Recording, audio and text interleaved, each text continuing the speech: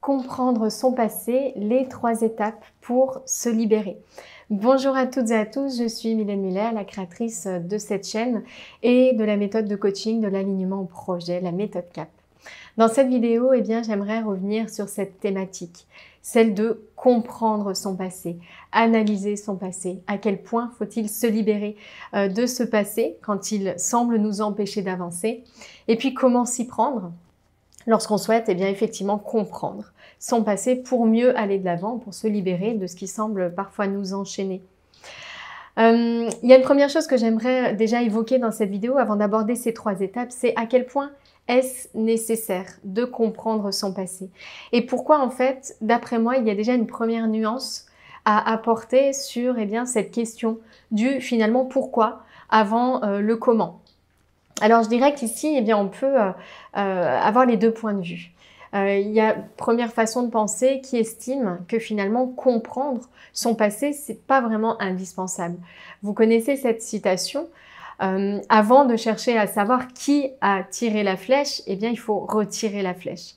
Donc il y a peut-être une priorité qui est d'agir dans l'instant présent sur la douleur qui est présente, la souffrance qui est présente, plutôt que de chercher à aller comprendre en profondeur ce qui s'est passé, qui, quoi, la situation, ce qui explique cela. Donc je dirais ici, il peut y avoir quand même une première nuance qui est de ne pas se perdre dans ce qui ne serait pas finalement la priorité. La priorité, ça pourrait être un travail sur cette souffrance que l'on ressent. Je reviendrai sur cette idée, mais déjà, voilà, ça peut être une première nuance à apporter à ce besoin de comprendre absolument son passé. Il y a une deuxième chose qui me semble importante et qui rejoint un petit peu ce que je viens de dire, c'est que passer beaucoup de temps sur le passé, qui n'existe pas, c'est aussi se détourner de ce qui existe, à savoir l'instant présent. Donc encore une fois, à quel point est-ce qu'il est nécessaire d'aller se tourner vers le passé, dont on n'a que des images qui n'existent plus, plutôt que de porter toute son attention sur ce qui est actuellement sur le présent. Ce qui rend d'ailleurs les choses difficiles quand on cherche à comprendre le passé, aller en profondeur dans certains événements, c'est qu'on fait appel à des souvenirs de l'événement. Donc, qui dit souvenir, dit filtre, donc interprétation, jugement, vision forcément déformée de la réalité, qui n'est donc pas la réalité. Donc, il y a une vraie difficulté, je dirais aussi, à ce niveau-là, qui pour moi est une autre nuance à apporter quand même à ce besoin de comprendre le passé en profondeur. On va forcément partir d'une vision déformée de la réalité, de ce qui est, parce qu'encore une fois, la seule chose qui existe vraiment, c'est l'instant présent. Et puis, est-ce nécessaire? Là, je dirais qu'il y a d'autres arguments du côté du oui, sur lesquels j'aimerais aussi revenir, et je le vois pour accompagner beaucoup de personnes. Parfois, avancer nécessite d'avoir résolu un certain nombre de choses, d'avoir identifié un certain nombre de choses. Sinon, qu'est-ce qui va se passer? On va tourner en rond dans des schémas, dans des croyances, et qui en fait nous enferment, nous enchaînent. Et s'il n'y a pas un minimum de travail d'exploration de cela, de ces chaînes, forcément, on ne va pas pouvoir s'en libérer et avancer. Donc voilà, simplement, à quel point c'est important de comprendre son passé. Il y a des arguments pour, il y a des arguments contre. Je pense, comme en toute chose, que la réponse est dans la voie du milieu. Mais en tout cas, je trouvais qu'il était important de vous partager cela, à savoir à quel point est-ce qu'il est nécessaire d'aller en détail, en profondeur dans cela. Alors, si vous souhaitez mieux comprendre votre passé pour vous libérer et mieux avancer au présent et dans le futur, comment faire? Pour moi, il y a 3 étapes pour bien vivre avec ce passé. La première chose qui est importante, c'est d'identifier. Identifier les éléments du passé sur lesquels il est peut-être nécessaire de travailler, qu'il va falloir explorer plus en profondeur. Et un petit peu paradoxalement, finalement, pour comprendre son passé, je crois qu'il faut vraiment partir du présent et cultiver en fait sa capacité d'écoute de ce qui se passe en cet instant présent, pour identifier finalement ce qu'il est essentiel d'aller traiter. Et il y a une idée que j'aime beaucoup et qui me parle profondément, c'est de dire que finalement, les défis du présent mettent en lumière naturellement les éléments du passé qu'il est nécessaire d'aller explorer. Donc si on cultive cette présence, cette écoute de ce qui se passe en cet instant et qu'on identifie donc les émotions, qu'est-ce qui me traverse, quelles sont les pensées qui me traversent, quelles sont les réactions que j'ai qui me semblent disproportionnées, qui sont désagréables, hein, donc qui me semblent être le fait d'automatismes que je ne contrôle pas et dont je reconnais que c'est exagéré. Donc vraiment être à l'écoute de ces émotions un peu difficiles, de ces moments où les réactions dépassent ce qu'on aimerait, où on se sent submergé par des choses pas très agréables. Et bien en fait, tous ces moments, toutes ces émotions, toutes ces manifestations moins agréables sont vraiment des indicateurs de là où il faut aller, de ce que je dois explorer, de là où j'ai besoin donc d'aller plus en profondeur en moi. Et donc cette première étape, c'est vraiment celle d'identifier. Identifier, c'est vraiment écouter, être très attentif, attentive à ce qui se passe en cet instant présent. Donc vous voyez, là déjà, je dirais qu'il y a vraiment un switch à réaliser dans son mode de pensée. Ce n'est pas se tourner vers le passé et ce qu'on m'a fait qui n'était pas agréable, mais c'est vraiment cultiver, parce qu'encore une fois, ça n'existe plus, donc on va être sur des images, des souvenirs, des choses déformées. Là, l'idée est vraiment de partir du moment présent, des défis que je rencontre aujourd'hui, et d'identifier. D'identifier déjà ces moments, ces difficultés, les pensées qui sont associées à cela. Derrière ces pensées associées, il y a les croyances, les schémas, les blessures qui sont donc associées à ces moments difficiles que je ressens. La deuxième chose à faire, ça va être vraiment d'accueillir. Une fois qu'on a identifié ces éléments difficiles sur lesquels est bien travailler, hein, qui vont servir de base à l'exploration, l'idée va être vraiment d'accueillir. Accueillir, et là je crois qu'il y a vraiment un changement de vision à faire, et notamment dans le développement personnel tel qu'il évolue aujourd'hui, tel qu'il se propage à très grande vitesse. Il y a un vrai switch à faire pour reconnaître que toutes ces choses difficiles que l'on expérimente ont pleinement leur place.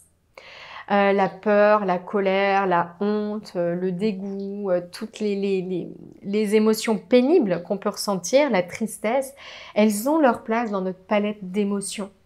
On parle d'émodiversité en psychologie positive. Mais je crois qu'il y a vraiment un problème avec l'idée que le positif est le Graal.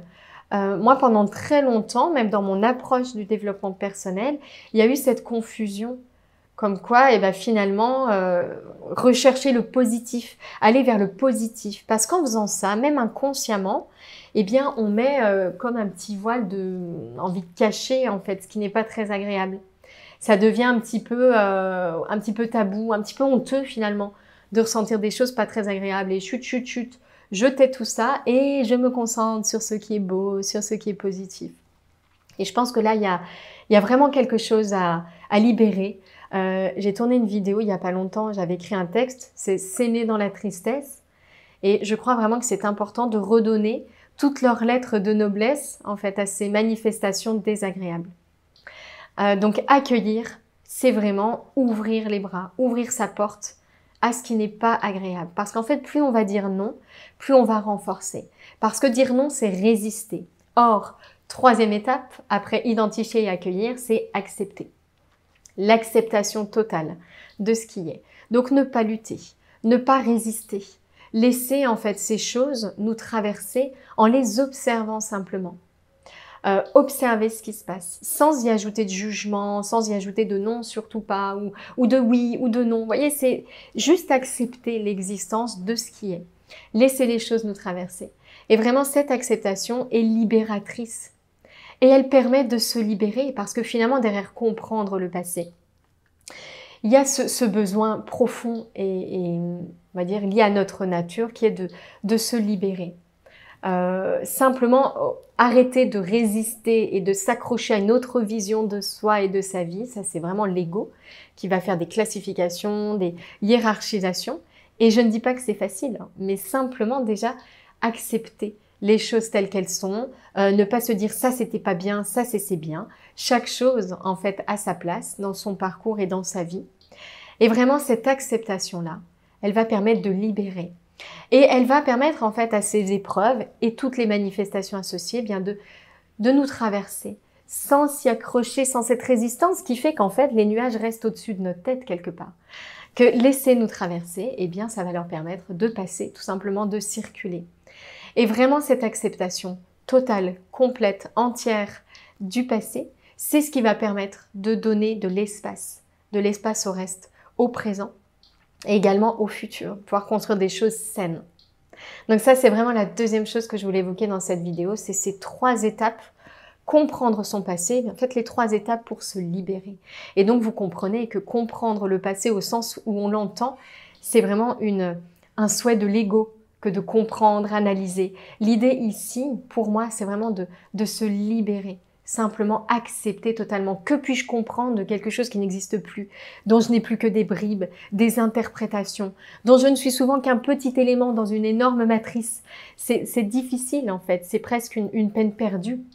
Et donc on en revient vraiment à cette idée de retirer la flèche, écouter, accueillir la souffrance qui se présente et vraiment accueillir et accepter en profondeur. Si c'est quelque chose qui vous parle et si ces mots résonnent en vous, sachez qu'on propose un accompagnement, plus qu'une formation, vraiment un accompagnement, c'est expérience. Et dans expérience, il y a certes une partie sur les forces, l'amour, tout ce qui est dit positif, mais vraiment une part aussi importante à l'accueil, l'acceptation totale de ce qui est dit négatif, et je mets des guillemets, parce que parler de positif et de négatif, eh bien c'est déjà inconsciemment ancrer l'idée que négatif c'est pas bien et positif c'est bien. Et quand on fait ça, on n'est déjà plus dans cette acceptation. Donc vraiment aller accueillir ces zones d'ombre en soi, c'est vraiment ce qui permet de se libérer en profondeur et d'avancer vers eh bien, sa vision, vers ce qu'on a choisi de réaliser, de créer et d'être. Donc si ça vous parle, on va mettre un lien en dessous de cette vidéo vers une conférence que j'anime qui s'appelle les étapes pour créer la vie qui vous ressemble, où on va justement revenir sur ces éléments et vous présenter plus en détail l'accompagnement expérience. J'espère que cette vidéo vous a plu. N'hésitez pas à me laisser un petit commentaire, à vous abonner à cette chaîne aussi si ces vidéos vous parlent. Belle journée à vous, belle exploration.